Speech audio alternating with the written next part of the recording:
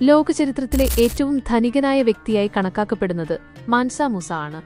പശ്ചിമാഫ്രിക്കയിലെ മാലി സാമ്രാജ്യത്തിന്റെ 9ാമത്തെ ഭരണാധികാരിയായിരുന്നു മാൻസ മൂസ.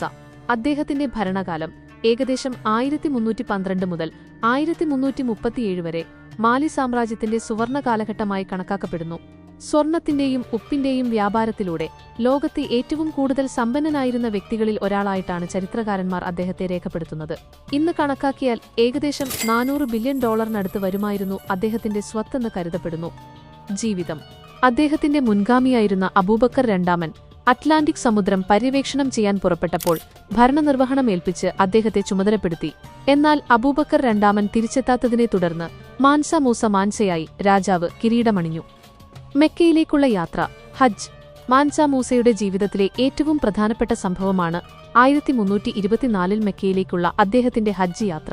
ഒരു ഇസ്ലാമിക വിശ്വാസിയായിരുന്ന അദ്ദേഹം ആ യാത്ര ലോകത്തിനു മുന്നിൽ മാലി സാമ്രാജ്യത്തിന്റെ സമ്പത്ത് എത്ര വലുതാണെന്ന് തെളിയിച്ചു. 60,000-ഓളം ആളുകൾ ഉൾപ്പെടുന്ന ഒരു വലിയ സംഘമാണ് ഈ യാത്രയിൽ അദ്ദേഹത്തോടൊപ്പം ഉണ്ടായിരുന്നത്. അതിൽ അദ്ദേഹത്തിന്റെ വ്യക്തിപരമായ സേവകർ, സൈനികർ, സംഗീതജ്ഞർ എന്നിവരുമുണ്ടായിരുന്നു. 100-ലധികം ഒട്ടകങ്ങൾ സ്വർണ്ണക്കട്ടകളുമായി അദ്ദേഹത്തെ അനുഗമിച്ചു. ഓരോ ഒട്ടകവും ഏകദേശം 140 കിലോയോളം സ്വർണം വഹിച്ചിരുന്നു. യാത്രാമധ്യേ ഈജിപ്തിലെ കെയ്റോയിലെത്തിയപ്പോൾ മാൻസ മൂസ അവിടുത്തെ പാവപ്പെട്ട ജനങ്ങൾക്കും ഭരണാധികാരികൾക്കും സാധാരണക്കാർക്കും ധാരാളം സ്വർണം ദാനം ചെയ്തു.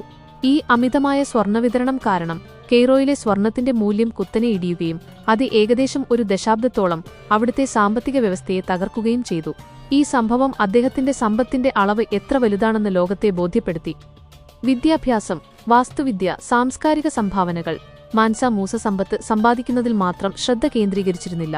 വിദ്യാഭ്യാസം, കല, വാസ്തുവിദ്യ എന്നിവയ്ക്കും അദ്ദേഹം വലിയ പ്രാധാന്യം നൽകി. മെക്കയിൽ നിന്ന് മടങ്ങിയെത്തിയ ശേഷം അദ്ദേഹം നിരവധി പണ്ഡിതന്മാരെയും വാസ്തുശില്പികളെയും മാലിയിലേക്ക് കൊണ്ടുവന്നു. ടിംബക്ടുവിനെ ഒരു പ്രമുഖ വാണിജ്യ വിദ്യാഭ്യാസ കേന്ദ്രമാക്കി മാറ്റിയത് മാൻസ മൂസയാണ്.